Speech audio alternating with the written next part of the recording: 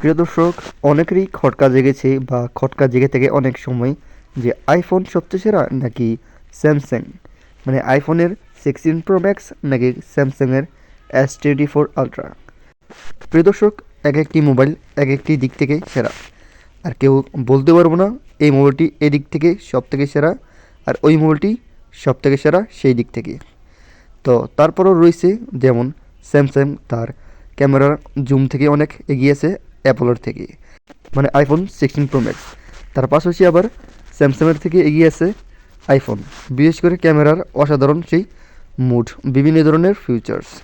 আর তাই তো বেশিরভাগ মানুষই ক্যামেরার জন্য iPhone 16 Pro Max এই জিনিসটি বেছে নিচ্ছেন।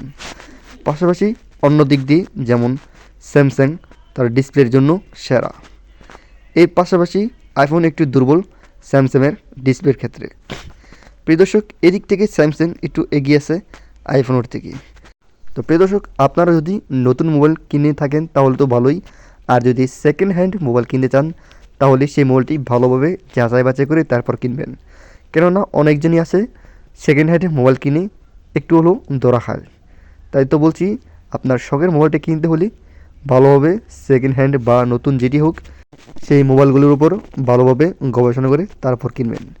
তো প্রিয় দর্শক, আমি এই চ্যানেলে প্রতিনিয়ত নতুন নতুন মোবাইল সম্পর্কে সকল তথ্য দিতে থাকি। প্লিজ এই চ্যানেলটি সাবস্ক্রাইব করে আমার সাথে দেখবেন।